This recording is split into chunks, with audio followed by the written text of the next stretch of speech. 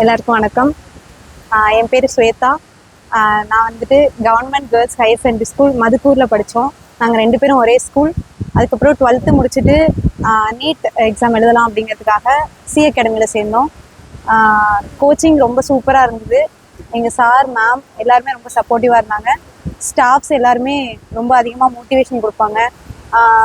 Studies மட்டும் teach மட்டும் பண்ணாமல் அதோடு சேர்ந்து மார்க் கம்மியானாலும் நிறைய மோட்டிவேஷன் கொடுக்கறது வந்து ரொம்ப ஹெல்ப்ஃபுல்லாக இருந்துச்சு.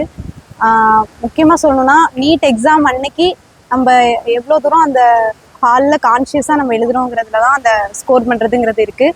எவ்வளோ தான் நம்ம நிறைய ப்ரிப்பேர் பண்ணாலும் அந்த 3 மணி நேரத்தில் நம்மளால் எவ்வளோ ஃபோக்கஸ்டாக நம்ம அங்கே வந்து கான்ஷியஸாக நம்ம எப்படி செலக்ட் பண்ணுறோங்கிறதுல இருக்குது. அதனால் கொஸ்டின் ரீட் பண்ணுறதுங்கிறது ரொம்ப முக்கியம்.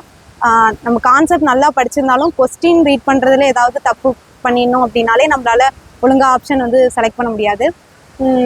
அது மட்டும் இல்லாமல் பயாலஜி, கெமிஸ்ட்ரி, ஃபிசிக்ஸ்ன்னு எடுத்துக்கும் போது பயாலஜி, கெமிஸ்ட்ரியில் வந்துட்டு கம்மியான டைமை ஸ்பெண்ட் பண்ணிட்டு ஃபிசிக்ஸுக்கு அதிகமாக டைம் கொடுத்தோம் அப்படின்னா ரொம்ப ஈஸியாகவே நீட்டை வந்து கரெக்ட் பண்ணிடலாம். ஃபிசிக்ஸை பொறுத்த வரைக்கும் அதிகமாக கான்செப்ட் நல்லா புரிஞ்சுக்கணும். ரொம்ப யோசிச்சு ஃபஸ்ட்டு நம்ம ப்ராக்டிஸ் பண்ணும்போது கொஸ்டின்ஸை ஸ்பீடாக பண்ணணும். அப்படி பண்ணால் தான் அங்கே எக்ஸாம் ஹால்லையும் கொஞ்சம் நமக்கு ஸ்பீடப் வரும்.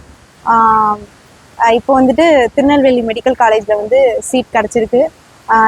எங்கள் அகாடமி சார் மேம் எல்லாருக்கும் ரொம்ப தேங்க் பண்ணிக்கிறேன். ஸ்டாஃப்ஸ் எல்லாருக்கும் தேங்க் பண்ணிக்கிறேன். தேங்க்யூ.